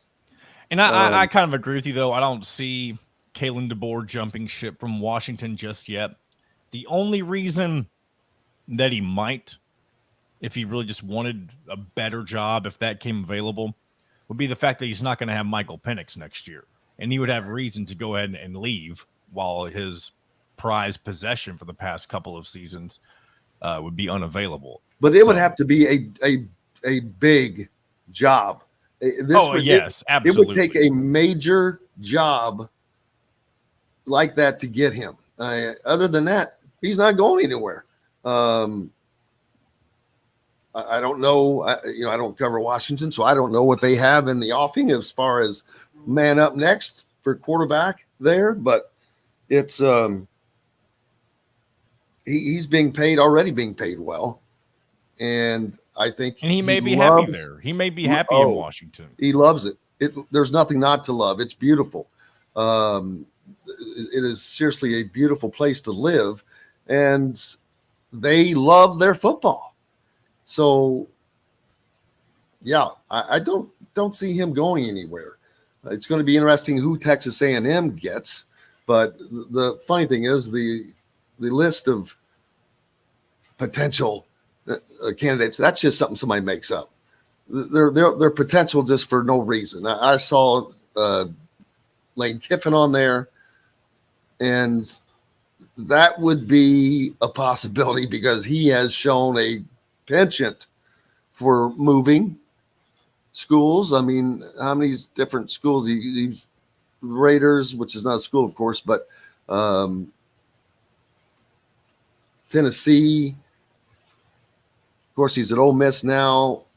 He wasn't at Tennessee long. He bounced around. He was at Oklahoma for a while as the OC as well. But he's one that I could see doing that because the money is going to be stupid. Like I said, if you pay Jimbo Fisher X, you're going to pay him Y as well. Casey Bartley from Boiler Up set to join us in our next segment. We'll go ahead and take a quick break, come back and talk about all the craziness that was this weekend in college athletics. We'll be right back to the Golf Club at Eagle Point Studios for more Indiana Sports Beat Radio with Jim Coyle, presented by Wow Food Group and Andy Moore Honda of Bloomington. They had it. What's up? Poolside, huh? Yeah. Thanks for hopping on short notice, Casey. Yeah, no worries. Well, we're supposed to. I thought that were you supposed to do this regularly with us? That could be my mistake for not. Well, I think it's swapped for whatever reason. Why was it better for Travis on Friday? You mentioned you had too many on Friday. I thought we had talked Travis about mentioned Thursday. to me that it was better for him on Friday. Gotcha. Okay. So, yeah, that way I could get both of you on still and you're not on top of each other. Yeah. Yeah, that's fine. Purdue play tonight? Yeah, Xavier. Oh, yeah. Gavitt games. Yeah, the actual basketball tonight. Where is that? It'll be at Mackey.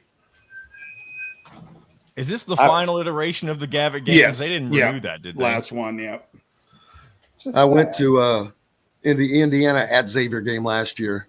Cool little venue. That's a cool little place they got.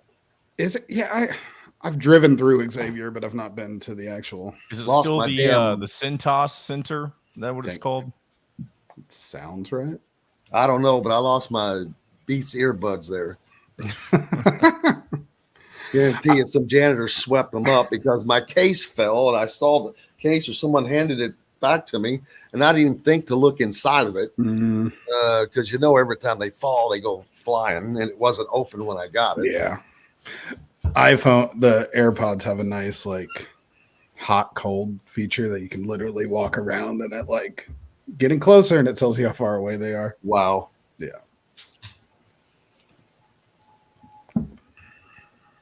Man, Harbaugh, I have not even mentioned Jim Harbaugh's name yet today. That's probably a good thing. Yeah, Michigan fans are a particular level of annoying right now. I think just Michigan football, forever being in the news cycle in general is just annoying everybody. Well, it's going to be the first weekend that everyone is rooting for Ohio State. And I was going to say, man, Ohio State has never had as many fans in their life as they're going to have next week. No. And I think Ryan Day would want nothing more than for that game to happen in the big house. Oh, is it Ohio State going into Michigan? Yeah. Nice. That's going to make it awfully tough. 2 weeks? Yeah. All right, here we go, guys. Many rounds as you like for just $299. That's better than a birdie. But you don't have to be a student to play at Eagle Point. Go online to set your tee time or call 812-824-4040. The Golf Club at Eagle Point in Bloomington. This segment is brought to you by the Ugly Grouper. Now back to the Golf Club at Eagle Point Studios for more Indiana Sports Beat Radio with Jim Coyle, presented by Wow Food Group and Andy Moore Honda of Bloomington. Welcome back, Indiana Sports Beat Radio, coming to you here on this Monday. Thanks a lot for joining us. We appreciate you, as always. How you doing, brother? I'm doing well. How about yourself? Doing well. Make sure you follow him if you're especially Purdue fans or getting Purdue information at Boiler Upload. Man, this weekend was crazy in so many different ways. Sports. Indiana had the good, the bad, and the ugly. Earlier I mentioned the good was the soccer team won another title. The bad is that Indiana basketball won, but they're looking a little shaky. And the ugly was the women's team just absolutely getting blown out by a good Stanford team on the road, which the loss didn't shock me, but 32 points. I'm like, what in the hell? I know how good that team is. So I can't imagine them getting beat by 32. Yeah. Purdue also got smashed. That's what happens when you apparently play on the West Coast early. Yeah. Purdue women, first game of the season at UCLA, and that's a Final Four team over there for the Bruins. Absolutely. Football, the polls are back out, of course. Georgia, this is the AP poll, not the college football playoff. Is Purdue on it? I don't see them. They were great. I'm looking in the votes, and no votes either. Best 3-7 team in the country. They're about as close to being on there as Indiana is, I think. But I hate to, like, Purdue is. I'm gonna say this without meaning offense, but I think that they're the worst team in the conference this year. Which who would you put in front of them? IU, Northwestern. We're about to find out. Illinois. I was not impressed by Illinois. They came into Purdue and got smashed. I think there's a bottom like 4 or 5 where, depending on the night, I don't think there's a particular difference in. And that's very, very fair. Yeah. I'm just looking at records and going by that because I'm trying to gauge because I'm not trying. I'm like, this Indiana has been playing so well. They go into they go into Penn State and they give people hope. Then they upset Wisconsin without their starting quarterback, but the defense or lack of that went to Champaign was just mind blowing. It was like I was out there playing again and I haven't played in 30 years, man. I couldn't it was like I think I could have covered their receivers as good as Indiana's did. Look, they just kept playing this zone and leaving all these pockets, and they were just killing them. Yeah, I mean, the thing you have to be careful about with Purdue's record is that they did at some points throughout the year have the toughest schedule in the country. So there were no cupcake victories to, get close to eligibility, no walkthrough games.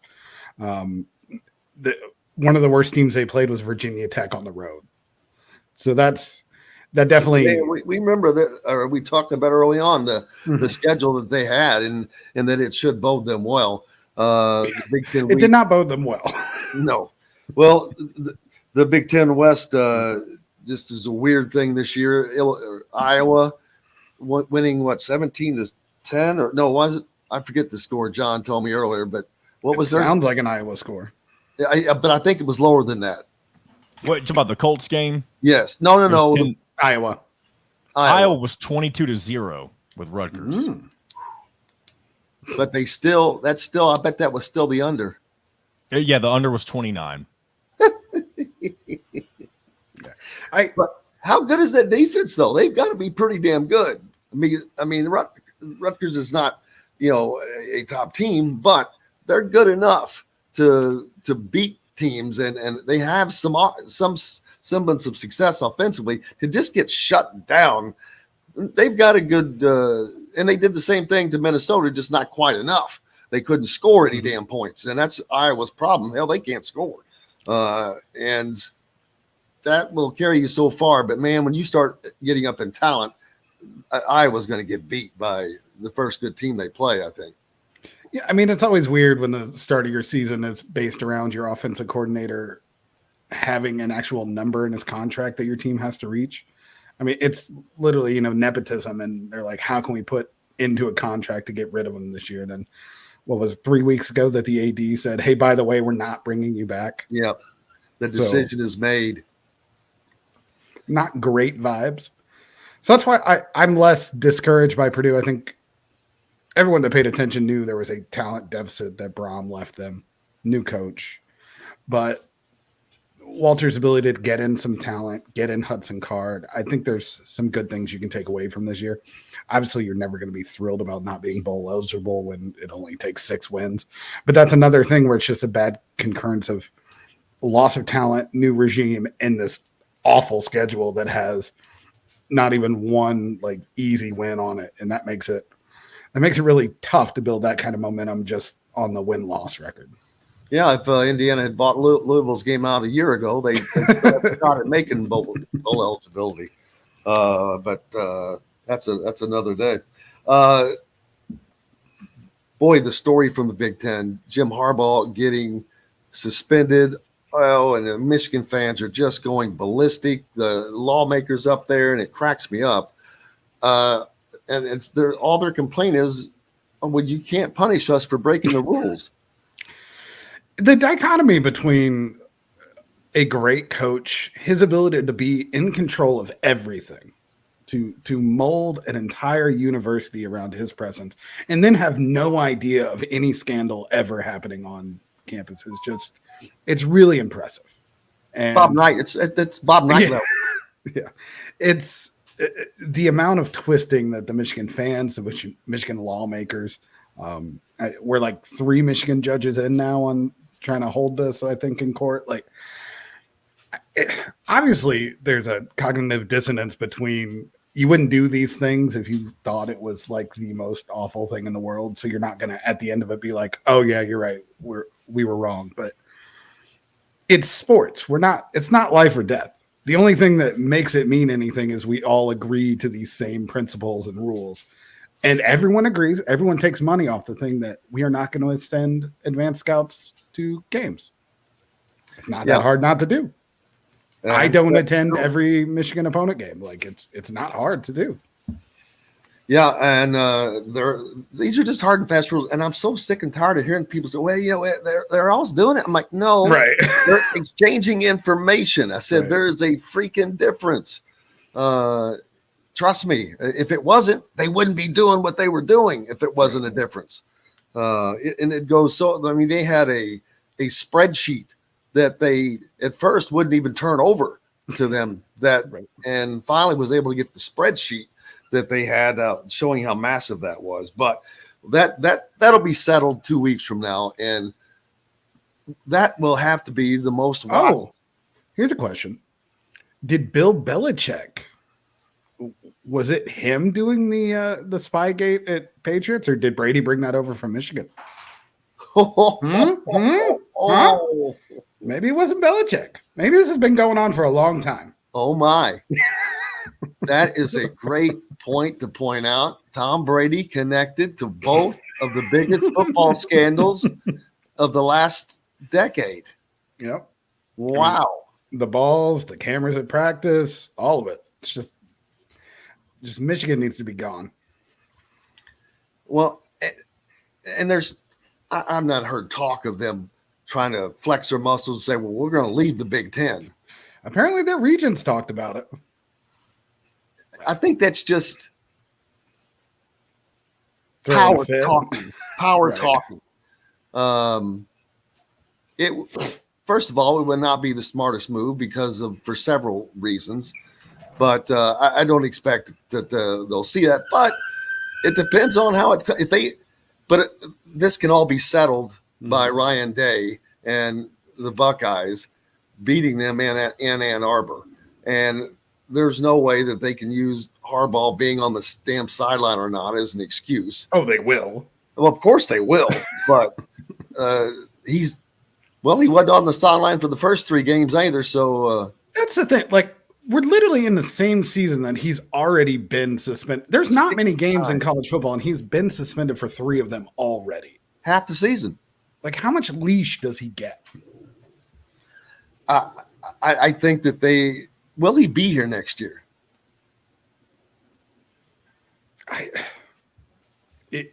It's like halfway between, is he too stubborn to leave, and is he enough of a coward to be like, well, NFL's calling again.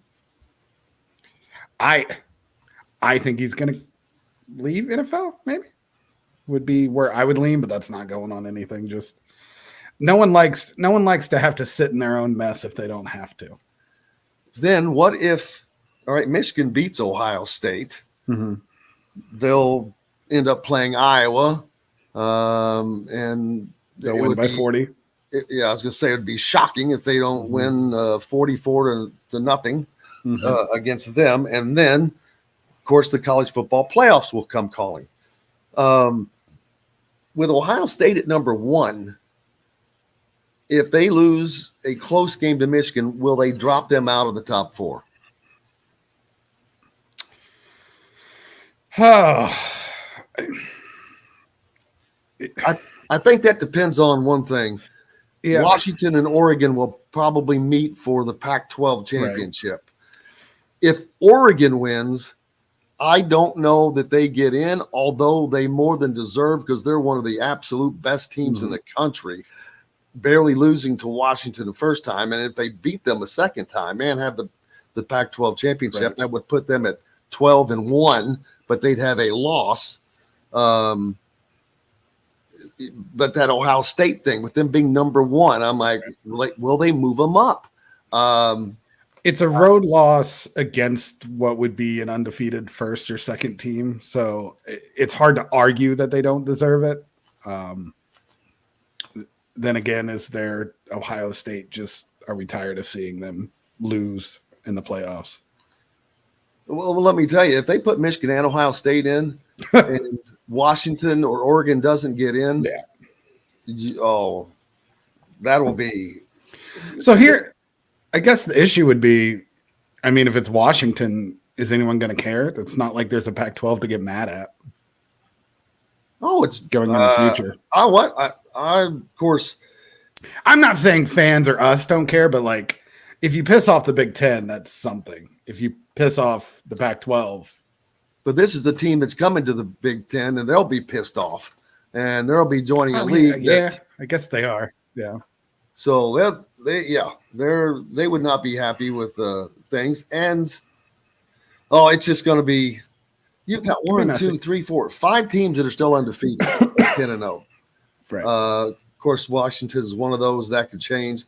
There will be 4. Well, Florida State is not going to lose. Georgia, I don't know, man. They got to play Alabama, and Alabama is looking really good right now.